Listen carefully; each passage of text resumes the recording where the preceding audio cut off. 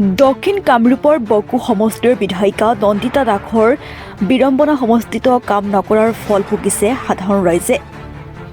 বিধ্বস্ত পথত নচলা হ'ল বাইক পথচাৰী, বিকশিত অসমৰ পয়ালগা ছবি। বিধায়িকা নন্দিতা দাসৰ সমষ্টিত উন্নয়নৰ ফুফুলা স্বৰূপ। সোণতলী মৌজাৰ অধিকাংশ বাট পথৰ অৱস্থা নাজল নাথল।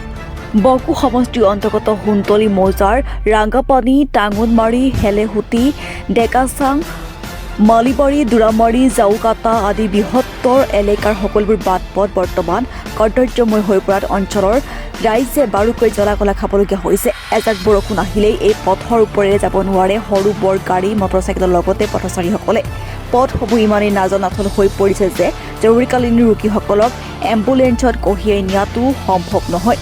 মন কৰিবলগীয়া যে পৰিৱৰ্তনৰ শ্লোগানেৰে শাসনৰ গাদী দখল কৰা বিজেপি চৰকাৰ তথা স্থানীয় জনপ্ৰতিনিধিয়ে এইসমূহ বাট পথৰ বাবে বৰ্তমানলৈকে মেৰামতি কিংবা পুনৰ নিৰ্মাণৰ কাম হাতত লোৱা পৰিলক্ষিত হোৱা নাই, যাৰ ফলশ্ৰুতিত দুখীয়া ৰাইজে বাৰুকৈ জ্বলা-কলা খাবলগীয়া হৈছে। ৰাইজৰ সুচল হোৱাকৈ শীঘ্ৰেই এইসমূহ পথৰ কাম আৰম্ভ কৰি ৰাইজক যাতায়াতৰ ক্ষেত্ৰত সকাহ দিয়াৰ দাবী জনাইছে।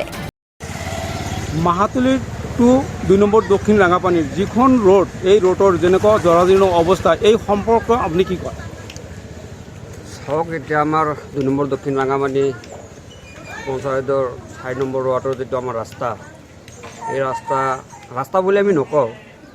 ৰাস্তা ক'বলৈ আমাৰ লাজে লাগে। এতিয়া যিখন ৰাস্তা, এইটো ৰাস্তা নহয়। এতিয়া ৰাস্তা বুলি ক'লে আমি লাজে পাওঁ। এইটো আপোনাৰ পুখুৰীৰ দৰে হৈছে। এতিয়া আমাৰ যিটো ৰাঙামাটিৰ যিবিলাক ৰাইজ আছে, ৰাইজৰ বহুত অসুবিধা হৈ আছে এই ৰাস্তাখিনিৰ কাৰণে।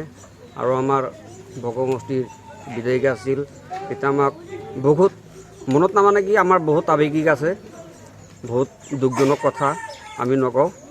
আৰু সিহঁতো নিজে ৰাস্তা চাইছে, নিজে কাম কৰিছিল, কিন্তু সেইবোৰ কামবোৰ বহুত গাফিলতি হৈছিল, কামবোৰ ভালদৰে কৰা নাছিল। সেইকাৰণে আমাৰ ৰাস্তাটো এনেকুৱা বেয়া হৈছে। আৰু এইটো অলপ বৰষুণ দিলে এনেকুৱা বেয়া হয়, পুখুৰীৰ দৰে হৈ যায় ৰাস্তা। এতিয়া ৰাস্তাটো মাছে মাৰিব পৰা গৈছে। এতিয়া যিটো ৰাস্তা, চৰকাৰে যাতে অতি সোনকালে আমাৰ ৰাস্তাখনৰ প্ৰতি চায় আৰু ৰাস্তাখন যাতে সোনকালে বনাই দিয়ে আমাক, তেতিয়া আমি বহুত ৰাইজে, বহুত আমাৰ ৰাঙামাটিৰ ৰাইজে, অন্তপক্ষে আমাৰ ৰাঙামাটিৰ ৰাইজে বহুত শান্তি পাব। আৰু যে এই ৰোডখন যে মেডিচিনৰ সহায়ত বনাইছে, মানুহে ট্ৰিটমেণ্ট কৰে মেডিচিনে দি, আৰু ৰোড বনাইছিল মেডিচিনে দি, ইয়াৰ বিষয়ে কি ক'ব? হয়তো আমি জানো যে যিটো মেডিচিন দিয়ে, ৰাস্তাত কেতিয়াও মেডিচিন নহয়। ৰাস্তাত আৰু মেডিচিন নিদিয়ে। ৰাস্তাত আমি জানো মানুহক মেডিচিন দিয়ে। সেই মেডিচিন আজিকালি শুনা পাইছোঁ আমি ৰাস্তাত দিয়ে। সেই মেডিচিনৰ ৰাস্তা কেতিয়াবা থাকেই নেকি? ৰাস্তাটো কেতিয়াও মেডিচিনত নহয়। মেডেল দিব লাগিব, শিল বালি ইটা দিব লাগিব, তেতিয়াহে ৰাস্তা হ'ব। পকী ৰাস্তা বনাব গ'লেতো শিল বালি আপোনাৰ এইবোৰ দিব লাগিব, তেতিয়াহে পকী ৰাস্তা হ'ব। আৰু তাত যদি মেডিচিন দিয়ে, কেনেকৈ হ'ব ৰাস্তা? তাতে এই কামটো ঠিকাদাৰে কি বুলি ভাবে? ঠিকাদাৰক কি বুলি ভাবে? এইবোৰ ঠিকাদাৰৰ বুলি কথা নাই।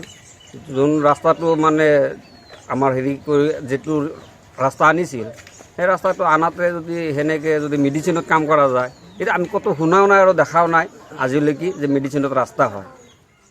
চমৰীয়াৰ পৰা চাইফুল ইছলামৰ ৰিপৰ্ট, এনি লাইভ।